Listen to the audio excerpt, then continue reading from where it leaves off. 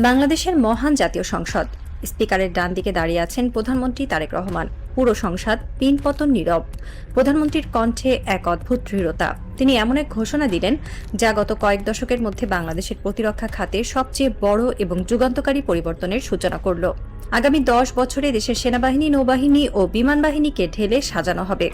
আর এই আধুনিকায়নের জন্য দুটি স্কিমে শুধুমাত্র সেনাবাহিনীর জন্যই বরাদ্দ করা হয়েছে $7 বিলিয়ন বা আনুমানিক ৮৬,০০০ কোটি টাকা।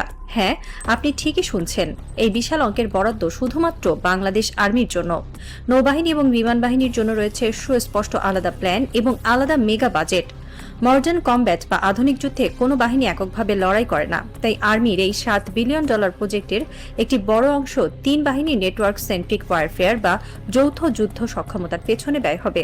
সবচেয়ে গুরুত্বপূর্ণ বিষয় হল এই $7 বিলিয়ন একটি পয়সাও কোনো সেনা সদস্যের বেতন ভাতা বা নন কমব্যাটেন্ট খাতে ব্যয় করা হবে না। এই পুরো অর্থটাই ব্যয় হবে শুধু এবং শুধুই পিওর হার্ডওয়্যার, অর্থাৎ অত্যাধুনিক সমরাস্ত্র ক্রয় এবং সামরিক শিল্প স্থাপনে। বর্তমান বিশ্বের আধুনিক যুদ্ধের খরচ বিবেচনা করলে $7 বিলিয়ন হয়তো খুব বিশাল অঙ্ক মনে নাও হতে পারে, কিন্তু সামরিক কৌশলবিদরা বলছেন বাংলাদেশের মতো একটি কম্প্যাক্ট ভূখণ্ডের জন্য এই $7 বিলিয়ন নিখুঁত বিনিয়োগ আসলে $70 বিলিয়ন ইম্প্যাক্ট বা শক্তি তৈরি করবে। আর এই হিসাবটা বুঝেই দিল্লির পলিসি মেকারদের ঘুম হারাম হয়ে গেছে।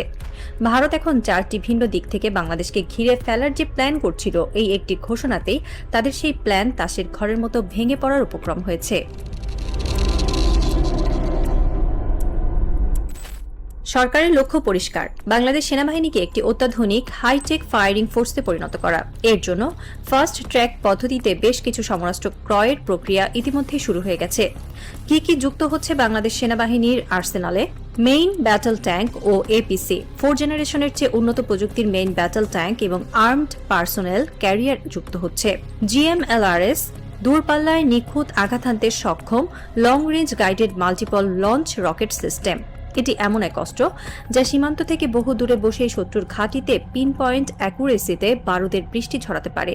এটিজিএম সর্বাধুনিক অ্যান্টি ট্যাঙ্ক গাইডেড ওয়েপন, যা শত্রুর যে কোনো ভারী সাজোয়া যানকে নিমিষেই গলিত লোহায় পরিণত করবে।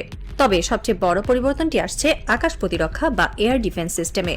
দেশের আকাশ সীমাকে যে কোনো ক্রুজ মিসাইল বা ড্রোন হামলা থেকে সুরক্ষিত রাখতে অত্যাধুনিক শর্ট ও medium range surface to air missile system কেনা হচ্ছে।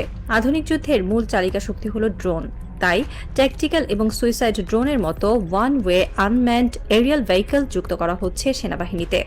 এর ফলে দুর্গম পার্বত্য সীমান্ত এবং কৌশলগত অবস্থানগুলোতে নজরদারি ও আক্রমণ সক্ষমতা বহুগুণ বাড়বে। এই $7 বিলিয়ন প্রজেক্টের সবচেয়ে রোমাঞ্চকর দিকটি হল এর ইন্টেলিজেন্স বা গোয়েন্দা সরঞ্জাম। ইতিহাসে প্রথমবারের মতো বাংলাদেশ এমন কিছু ডিফেন্স ওয়েপন কিনছে যা দিয়ে সরাসরি শত্রুর হার্ট লাইনে বা মূল ভূখণ্ডের অনেক ভেতরে নজরদারি করা যায়। অত্যাধুনিক ইন্টেলিজেন্স, সার্ভেলেন্স অ্যান্ড রিকনসায়েন্স ইকুইপমেন্ট কেনা হচ্ছে। এই রাডার এবং সেন্সরগুলো দিয়ে সীমান্ত রেখা থেকে শত্রুর অন্তত 200 কিলোমিটার ভেতরে নজর রাখা সম্ভব হবে। অর্থাৎ শিলিগুড়ি করিডোর বা 7 সিস্টার্সের ওপাশে ভারতীয় সেনাবাহিনী কখন কি সমরাস্ত্র আনছে, কতগুলো সেনা মোতায়েন করছে, তার রিয়েল টাইম ইন্টেলিজেন্স ডেটা চলে আসবে ঢাকার কন্ট্রোল রুমে। পাশাপাশি শত্রুর ড্রোন ঘায়াল করার জন্য counter UAV system, enemy artillery location শনাক্ত করার জন্য ওয়েপন লোকেটিং রাডার এবং ল্যান্ড বেসড ইলেকট্রনিক ওয়ারফেয়ার ও জ্যামিং সিস্টেম কেনা হচ্ছে। শত্রুর যোগাযোগ ব্যবস্থাকে অন্ধ করে দেওয়ার জন্য এর চেয়ে মোক্ষম অস্ত্র আর হয় না। অস্ত্র কেনা তো একটা দিক, কিন্তু আসল যুদ্ধ জয় হয় নিজের পায়ে দাঁড়ানোর ক্ষমতায়। প্রধানমন্ত্রী তারেক রহমানের সবচেয়ে বড় গুড নিউজটি হল নিজস্ব সামরিক শিল্প বা ডিফেন্স ইন্ডাস্ট্রি স্থাপন। বগুড়া এবং চট্টগ্রামে গড়ে তোলা হচ্ছে বিশাল আনম্যান্ড এরিয়াল ভেহিকল বা ড্রোন ম্যানুফ্যাকচারিং প্ল্যান্ট। সেখানে তৈরি হবে ট্যাকটিক্যাল কমব্যাট ইউএভি এবং লয়টারিং মিউনিশন।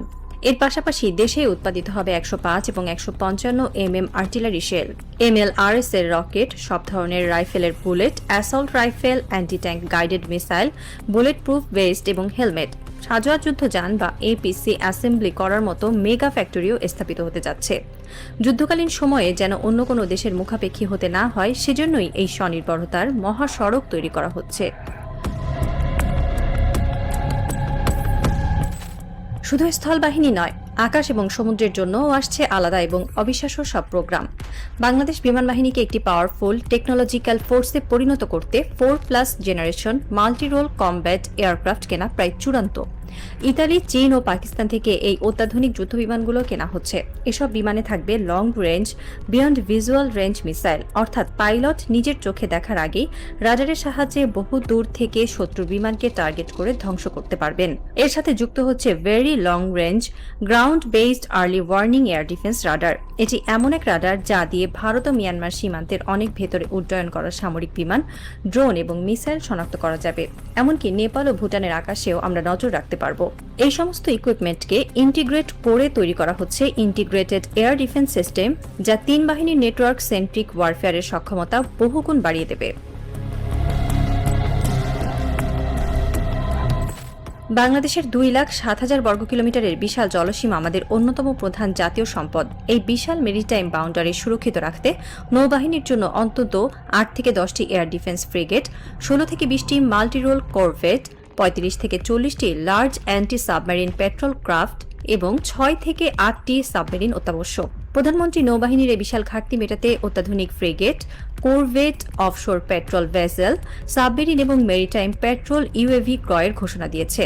প্রাথমিকভাবে $2 থেকে $2.5 বিলিয়ন ব্যয়ে ফাস্ট ট্র্যাক সিস্টেমে এই নেভাল প্ল্যাটফর্মগুলো কেনা হবে। আর সবচেয়ে বড় খবর হলো ফ্রিগেট, করভেট এবং ওপিভির মতো যুদ্ধজাহাজগুলো দেশে বসেই নিজস্ব শিপইয়ার্ডে নির্মাণের পদক্ষেপ নেওয়া হয়েছে। এখন প্রশ্ন হলো, বাংলাদেশের এই সামরিক উত্থানে ভারতের এত মাথা ব্যথা কেন? এর উত্তর লুকিয়ে আছে উত্তর পূর্ব ভারতের 7 সিস্টার্স বা 7 কন্যা রাজ্য এবং মিয়ানমারের চলমান গৃহযুদ্ধের ভূ রাজনৈতিক সমীকরণের মধ্যে। 7 সিস্টার্সে ইতিমধ্যে অন্তত 2টি রাজ্যের স্বাধীনতা আন্দোলন আবারও চাঙ্গা হচ্ছে। কুকি, মেতেই, নাগা, নানা জাতিগোষ্ঠীর সশস্ত্র বিদ্রোহ ভারতকে এক চরম অভ্যন্তরীণ সংকটে ফেলে দিয়েছে। অন্যদিকে মিয়ানমারের জান্তা সরকারের পতন প্রায় নিশ্চিত, সেখানে চলছে রক্তক্ষয়ী গৃহযুদ্ধ। এমন একটি টালমাটাল অবস্থায় বাংলাদেশের শক্তিশালী হওয়াটা দিল্লির জন্য এক বিশাল কৌশলগত পরাজয়। বাংলাদেশ যদি সামরিকভাবে শক্তিশালী হয়, তবে ভারত কোনোভাবেই জোর করে আমাদের ভূখণ্ড ব্যবহার করতে পারবে না। 7 সিস্টার্সকে বাঁচাতে হলে, সেখানে লজিস্টিক্স এবং সৈন্য পাঠাতে হলে ভারতের জন্য বাংলাদেশের ভেতর দিয়ে একটি নির্বিঘ্ন করিডোর অত্যন্ত জরুরি। কিন্তু একটি শক্তিশালী বাংলাদেশ কখনোই ভারতকে সেই করিডোর দেবে না। আর করিডোর না পেলে ভারতের পক্ষে 7 সিস্টার্স বাঁচানো প্রায় অসম্ভব হয়ে দাঁড়াবে। মজার বিষয় হলো, 7 সিস্টার্সের বিষয়ে বাংলাদেশের সরাসরি কোনো হস্তক্ষেপের প্রয়োজন নেই। সেখানকার স্বাধীনতাকামীরা মিয়ানমার হয়ে আরামসে অস্ত্র ও সরঞ্জাম ঢোকাবে, কিন্তু ভারত চাইবে বাংলাদেশের মাটি ব্যবহার করতে। আর ঠিক এই জায়গাতেই বাংলাদেশের 71,000 বাহিনীর এই লৌহ বর্ম হয়ে দাঁড়াবে এক দুর্ভেদ্য প্রাচীর। দিল্লির অখণ্ড ভারত নীতি বা প্রতিবেশীকে দুর্বল করে রাখার যে মাস্টার প্ল্যান, তা এই $7 বিলিয়ন ধাক্কায় চুরমার হয়ে যাচ্ছে। যখন বাংলাদেশ এই বিশাল সামরিক শক্তি বিল্ড আপ করবে, তখন আন্তর্জাতিক কূটনীতিতেও এর ঢেউ লাগবে। চীন, তুরস্ক, জাপান থেকে শুরু করে ইউরোপীয় ইউনিয়ন এবং মধ্যপ্রাচ্যের দেশগুলো বাংলাদেশের পাশে এসে দাঁড়াবে। এই $7 বিলিয়নের সামরিক শক্তি তখন ভূরাজনৈতিক মিত্রতার কারণে $70 বিলিয়ন হয়ে দেখা দেবে। ভারতের জাতীয় নিরাপত্তা উপদেষ্টা তার চেয়ার ছেড়ে উঠে দাঁড়ালেন, বিশাল ডিজিটাল স্ক্রিনের দিকে ধীরে পায়ে এগিয়ে গেলেন। স্ক্রিনের ম্যাপে ঢাকা, চট্টগ্রাম আর বগুড়ায় লাল রঙের ছোট ছোট ব্লিঙ্কার জ্বলছে। এগুলো সেই নতুন ড্রোন ফ্যাক্টরি আর রাডার স্টেশনগুলোর লোকেশন। আমরা কি তাদের আটকাতে পারবো? পেছন থেকে একজন উচ্চপদস্থ কর্মকর্তা ভাঙা গলায় জিজ্ঞেস করলেন। নিরাপত্তা উপদেষ্টা কোনো কথা বললেন না, তিনি শুধু স্ক্রিনের দিকে তাকিয়ে একটি গভীর দীর্ঘশ্বাস ফেললেন। তিনি জানেন, যে বাঘ একবার স্বাধীনতার স্বাদ পেয়ে যায়, তাকে আর শেকল পরিয়ে রাখা যায় না। বাংলাদেশ তার সামরিক স্বনির্ভরতার আসল রূপ চিনে গেছে। বাংকারের বাইরে ভোরের আলো ফুটতে শুরু করেছে, কিন্তু ভারতের নীতি নির্ধারকদের কাছে এই ভোর নতুন কোনো আশার বার্তা নিয়ে আসেনি। এটি এমন এক রুদ্ধশ্বাস স্নায়ুযুদ্ধের সূচনা, যেখানে দাবার বোর্ডের বোর্ডে হঠাৎ করেই সবচেয়ে শক্তিশালী সেনাপতিতে রূপান্তরিত হয়ে গেছে। বাংলাদেশের আকাশে মেঘ জমছে, কিন্তু এই মেঘ কোনো সাধারণ ঝড় বৃষ্টির নয়। এটি হলো সেই নতুন যুদ্ধ বিমান আর ড্রোনের গর্জনে তৈরি হওয়া মেঘ। যে আকাশ একসময় ছিল অরক্ষিত, আজ সেই আকাশ পাহারা দিচ্ছে একদল যান্ত্রিক বাজ পাখি। খেলা কেবল শুরু হলো। দক্ষিণ এশিয়ার ভূ রাজনীতি আজ এক নতুন ভোরে দাঁড়িয়ে আছে। যে বাংলাদেশ একদিন গুটিসুটি মেরে প্রভুর পায়ের কাছে পড়ে থাকত, সেই দেশ আজ 2 এশীয় পরাশক্তির মাঝখানে দাঁড়িয়ে নিজেকে এক অপ্রতিরোধ্য শক্তি হিসেবে প্রতিষ্ঠিত করেছে।